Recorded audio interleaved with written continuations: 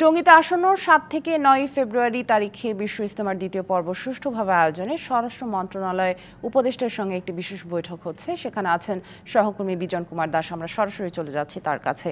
বিজন, স্বরাষ্ট্র মন্ত্রণালয়ের বৈঠকে সবশেষ কি সিদ্ধান্ত হয়েছে, কি তথ্য আছে আপনার কাছে জানাবেন? দেখুন সামিয়া, এখনো পর্যন্ত সিদ্ধান্ত হয়নি। কিছুক্ষণ আগে মাত্র বৈঠকটি শুরু হয়েছে। আমরা দেখেছি যে 11টার কিছুক্ষণ পরপরই স্বরাষ্ট্র উপদেষ্টা তিনি প্রবেশ করেছেন। এর আগে আমরা দেখেছি সাতপন্থীদের 4 জন শীর্ষ নেতা তারা বৈঠকে প্রবেশ করেছেন এবং এই যেহেতু একটি জরুরি বৈঠক, আপনি জরুরি বৈঠকে এই স্বরাষ্ট্র উপদেষ্টা ছাড়াও আরও 4 জন উপদেষ্টা তারা বৈঠকে অংশ নিয়েছেন। আমরা দেখেছি যে তথ্য উপদেষ্টা রাহেদ ইসলাম উনি আছেন, শিল্প উপদেষ্টা আদিলুর রহমান উনি আছেন, তারপর ভূমি এবং বিমান উপদেষ্টা হাসান আরিফ তিনি প্রবেশ করেছেন এবং ধর্ম উপদেষ্টা আফম খালিদ হোসেন তিনি বৈঠকে উপস্থিত।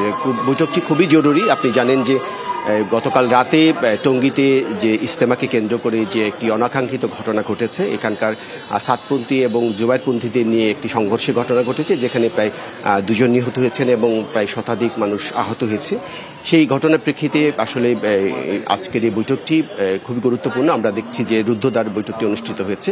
কিছুক্ষণ আগে বৈঠকের ছবি দিয়েছেন আমাদেরকে এবং আমাদেরকে জানিয়েছেন যে বৈঠক শেষে পরবর্তীতে ঠিক 12টা নাগাদ জুবাইরপন্থীদের একটি টিম দল এখানে আসবে, শীর্ষ নেতারা এখানে আসবেন, তাদের সাথে বৈঠকটি হবে। বৈঠক হওয়ার পরে আসলে কি সিদ্ধান্ত হয়েছে, এই সিদ্ধান্ত ব্যাপারে স্বরাষ্ট্র উপদেষ্টা আমাদের বিস্তারিত জানাবেন।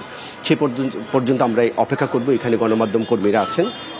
আমরা যেহেতু ভিতরে আমরা কিছুক্ষণ ছিলাম, অবশ্য আমরা বৈঠকটি দেখে আমরা এখানে আসছি আর কি। তো বৈঠক শেষ হওয়া পর্যন্ত আমরা অপেক্ষা করছি। নিশ্চয়ই বিজন, বৈঠক শেষ হলে নিশ্চয়ই আপনার মাধ্যমে আমরা আরো তথ্য জানতে পারবো। ধন্যবাদ আমাদের সাথে যুক্ত হওয়ার জন্য।